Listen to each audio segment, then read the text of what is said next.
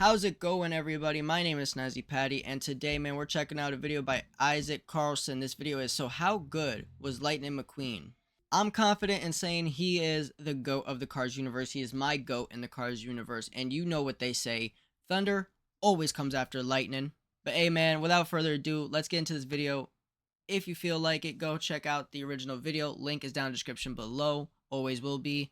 But without further ado, let's lock in and watch this video.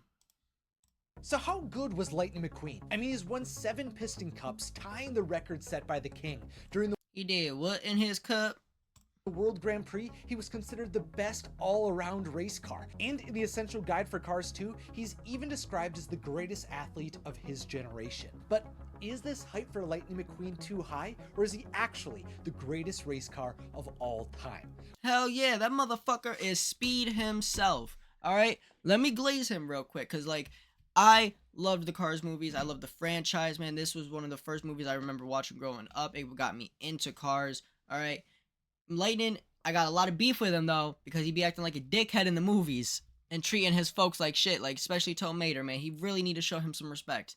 Well, by going through his background, his stats, his team, and how he changed the landscape of the racing world forever, I think I finally found the answer for you. Now to start, we have to begin by contextualizing how revolutionary Lightning McQueen actually was, not just within the Piston Cup circuit, but in the world of cars. You see, when Lightning was a rookie, he was considered the fastest race car alive, and there was a good reason. You know, he was the rookie of the year of all time, right? Because like, you gotta remember that first race in that first movie, you know, when that fucking huge crash happens, when Chick Hicks, you know, butt taps that one car, pits him, and he's swerving all that. My boy, he literally jumps onto another car to jump over other cars.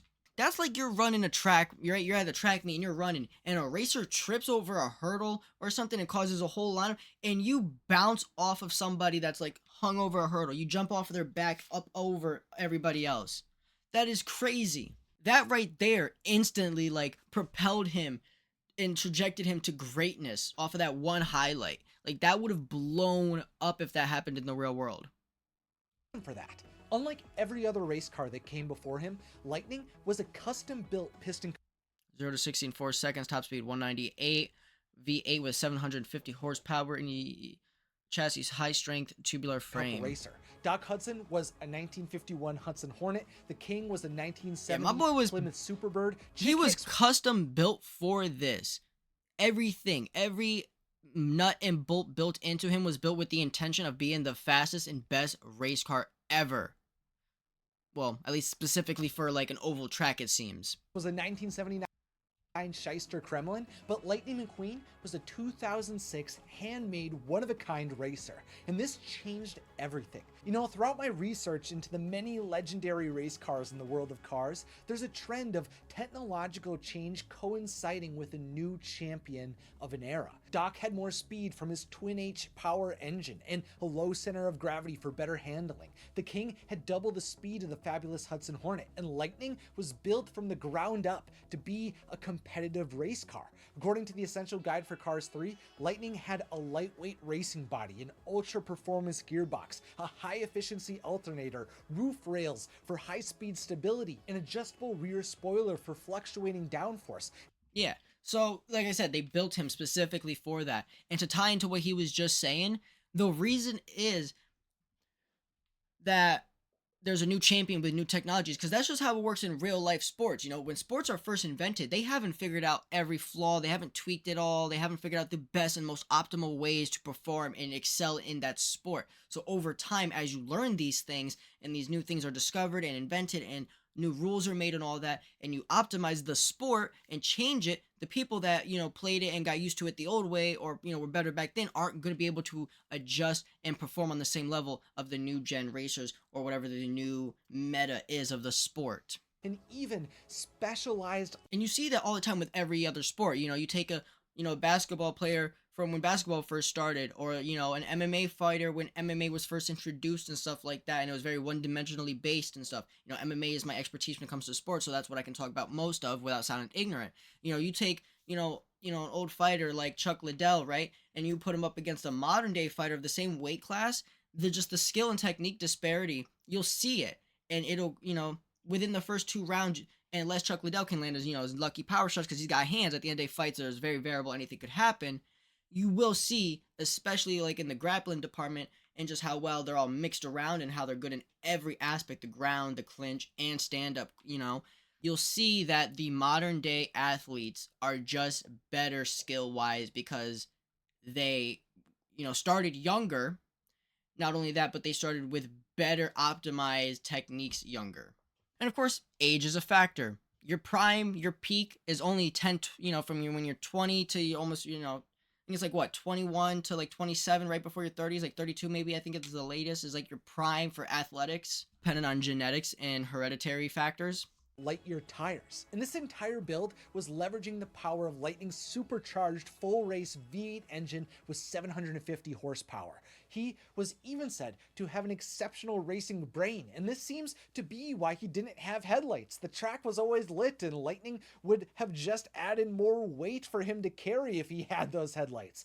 Clearly, every component and design decision was chosen for Lightning McQueen to transform him into the greatest race car that had ever existed. Keyword, his intelligence for racing, because every decision he makes outside of racing is pretty fucking stupid, bro. And this was obvious from the That start boy's of his dumb. career. In his rookie season, Lightning was facing outdated angular racers, while he was a highly efficient instrument of speed and aerodynamics. You know it's bad when in certain scenes you make Tow Mater look like the smart one. And this created some amazing real-world results for him.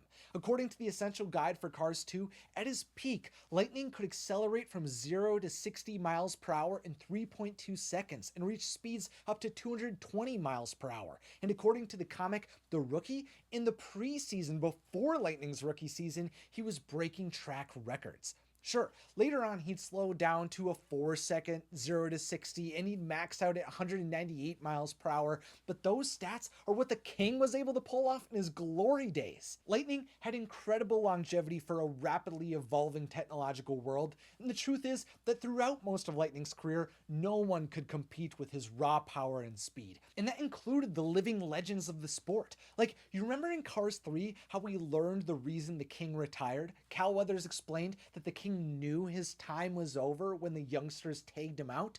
Well, the young racer that tagged stripped the King Was Weathers Lightning. was Lightning McQueen. Sure, the King... I'm pretty sure it was also that massive catastrophic last crash at the end of that first movie that chick sent him into. Fuck you, chicks. May have been able to win some races and remain competitive for the Piston Cup throughout Lightning's rookie season, but by the end of that season... Yeah, but those races... the King, he's giving it his all. You know what I mean? Like that's his last bit of, oomph in the races. The King knew, probably more than most, that Lightning was the future of racing. Lightning just had one big problem he had to overcome. You see, the King originally identified problems within Lightning McQueen's overconfident mindset early into his career. This ain't a one-man deal, kid. Lightning fired crew... Well, yeah, I think that's what led the King, I keep saying Dinoco, the King to be one of the last racers of his generation, because he's even older than Chick Hicks, right? He was the racer before Chick Hicks. That was his generation, and he competed and stayed with Chick Hicks' generation into the modern one, and to the Lightning McQueen's era, which, him being custom built, because he's not the same generation of the racers that everybody else is in those first races. All the generic, actual, real-life looking, what we have right now is NASCARs. Well, did like 5-10 years ago. Now we kind of have them with spoilers and stuff, but anyways, I digress. I think the reason why is because, unlike Lightning McQueen, the King had a really good head on his shoulder. He was really smart. His IQ was great, because even though he shouldn't be able to compete with them speed wise, he's older model, older, engine, stuff like that, less horsepower, he was still able to dominate and be the King up until Lightning McQueen's rookie season. Chiefs antagonized his pit crew and isolated himself from his sponsor. He was hoping that he could rely on talent and raw ability alone to win, but that wasn't going to be enough. Throughout his rookie season, he made a lot of simple mistakes. Like in the Dinoco 400, Lightning lost all of his momentum from a single hit. He let go of his focus and crashed out during the tiebreaker race in Los Angeles. And he even let Chick Hicks box him out in the final fight for the Piston Cup. Without the wisdom of a crew chief, chief and the support of a capable team around him, Lightning would never live up to his potential. You see, to win, Lightning needed to be more than the fastest race car alive. But luckily, He needed Radiator a Springs was team. able to show him a new way forward. With the fabulous Hudson Hornet as his crew chief, teacher, and friend, everything changed for Lightning McQueen. You see, Oh yeah, no, definitely. Him meeting the Doc Hudson Hornet, it is what that was the difference maker between him becoming, you know, a really good racer, a top contender, versus the greatest of all time. Because between the advice and everything he learned and having that bond with the Hudson, like with all that, plus everything else in Radiator Springs, you got his gas guy, the sergeant. He got the best gas, or was that the hippie guy? The hippie guy with the best gas. I can't remember their name right now. And then you got Guido and Luigi with the pit stop, the fastest pit stop in the world. That boy was up in there, gone. And of course, Toe Mater, his best friend, always there for moral support to keep his head in the game. It was his team that made him the GOAT, in my opinion. Yes. in the past, race cars were mostly left on their own to figure out the racing world. Like Strip Weathers came up when there were very few race cars on the scene who could help guide him through his career. But Doc could share all of his tricks from the dirt track days. He could guide Lightning through the trials of a racing season because he had experienced what it took to become a champion. And that's exactly what Doc Hudson molded Lightning to be. You see, since Doc was a champion of all time and a legend of the sport, he not only taught Lightning the tactics of racing, but he also provided him with the wisdom, discipline, and mentality necessary to win. Instead of Lightning relying completely on his speed, Doc transformed him into one of the most versatile race cars alive. Whether Lightning was facing technical turns, fast straightaways, or off-roading dirt tracks, he could handle anything. And that was proven throughout the World Grand Prix and throughout his career in the Piston Cup circuit. With Doc guiding Lightning through races and Luigi, Guido, Sarge, and Fillmore in the pits, Lightning had finally assembled his racing team, and they would help him. I would love to have more focus on the Grand Prix scene. I want to know more about those other racers, Jeff Gorvette and, Francesco and the rally car, because there was a lot of them that were pretty cool. And I would just like to, know more about the World Grand Prix scene in the Cars universe to see how they compete with the Piston Cup scene over in America and in the Cars universe. Because for one, it seems like it's F1 versus NASCAR. That's the parallel. Rise higher than any other race car in history. You see, in the first 5 years of his career alone, Lightning won 4 Piston Cups, including the Hudson Hornet Memorial Piston Cup in its debut year. To have someone else win it just didn't feel right, And by 2017, he had won a total of 7 Piston Cups, tying the King's own record. Oh, and let's not forget, the only reason that Lightning doesn't currently have 8 Piston Cups is because of the humanity he showed to the King in his final race. Which right there I think was more important than taking that 8th one. Because statistically, yes, if he had won and got the 8th Piston Cup, he would be the better racer, the best racer, the greatest of all time statistically. But once again, my expertise is mixed martial arts. UFC, John Jones statistically, greatest of all time. You ask most people though, they hate him.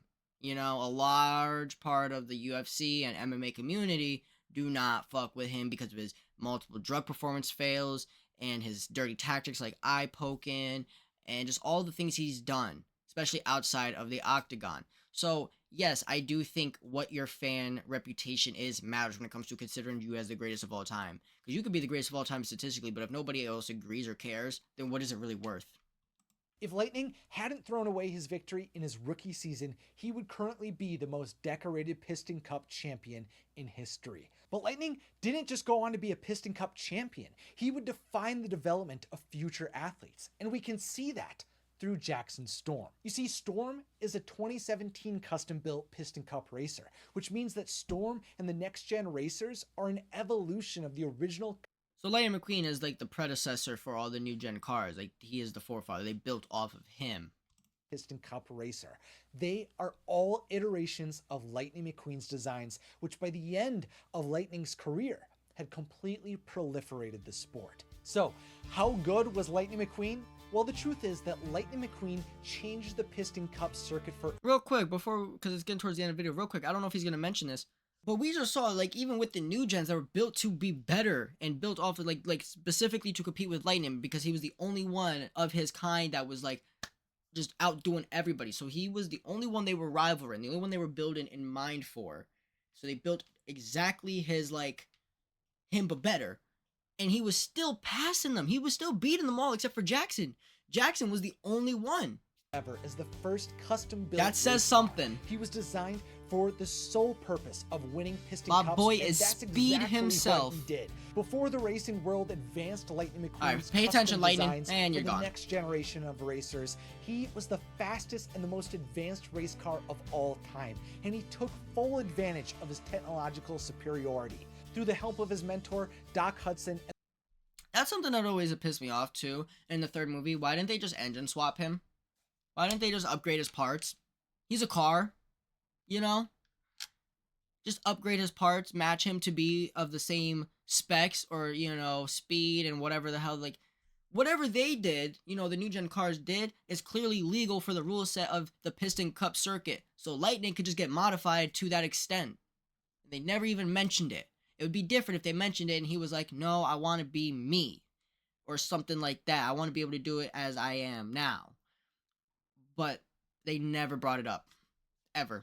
The rest of the Radiator Springs racing team, he absolutely dominated even against race cars from around the globe, regardless of whether, like... And that no other racer in the Piston Cup circuit gone to the Grand Prix and won, or even attempted it. You know? Just saying. These are accolades. You know, it's like Conor McGregor being like, you know, getting the 2 belts at the same time and then going to boxing, and it's like, what?